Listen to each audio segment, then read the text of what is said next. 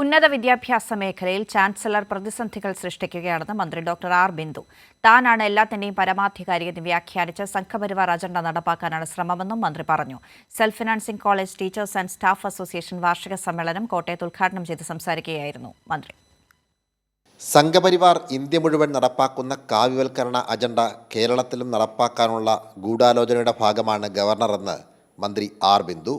കേരളത്തിലെ ഉന്നത വിദ്യാഭ്യാസ മേഖലയിൽ പ്രശ്നങ്ങൾ സൃഷ്ടിക്കാനാണ് ഗവർണറുടെ പരിശ്രമം.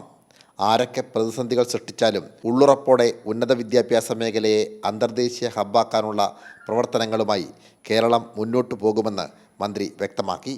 സംസ്ഥാന സർക്കാർ അതിൻ്റെ ആഭിമുഖ്യത്തിൽ നടന്നു വരുന്ന സർവകലാശാലകളിൽ സർക്കാർ കൈകടത്തേണ്ടതില്ല എന്ന നിലയിലാണ് ബഹുമാനപ്പെട്ട ചാൻസലർ വ്യാഖ്യാനിച്ചു കൊണ്ടിരിക്കുന്നത്. മറിച്ച് അദ്ദേഹമാണ് എല്ലാത്തിൻ്റെയും പരമാധികാരി എന്ന് വ്യാഖ്യാനിച്ചുകൊണ്ട് സംഘപരിവാര അജണ്ട നടപ്പാക്കുന്ന വിധത്തിൽ സംഘപരിവാര നിലപാടുകാരായ വ്യക്തികളെ വൈസ് ചാൻസലർമാരായി പോലും നിയോഗിച്ചു കൊണ്ടിരിക്കുകയാണ്.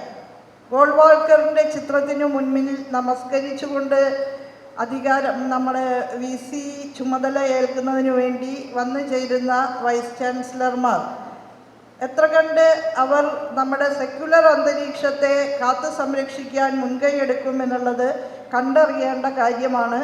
അപ്പോൾ തീർച്ചയായും സംഘപരിവാരം പ്രത്യയശാസ്ത്ര മേഖലയിൽ ഇന്ത്യ മുഴുവൻ നടപ്പാക്കിക്കൊണ്ടിരിക്കുന്ന കാവ്യവൽക്കരണ അജണ്ട കേരളത്തിലേക്കും കടത്തിക്കൊണ്ടുവരുന്നതിനുള്ള ഗൂഢാലോചനയുടെ ഭാഗമായി കൂടിയാണ് ചാൻസലറിലൂടെ നടത്തിക്കൊണ്ടിരിക്കുന്ന ഇടപെടലുകൾ എന്നുള്ള ഒരു പ്രതിസന്ധി തീർച്ചയായും കേരളത്തിലെ ഉന്നത വിദ്യാഭ്യാസ മേഖലയിൽ വലിയ പ്രശ്നങ്ങൾ തന്നെ സൃഷ്ടിച്ചുകൊണ്ടിരിക്കുകയാണ്.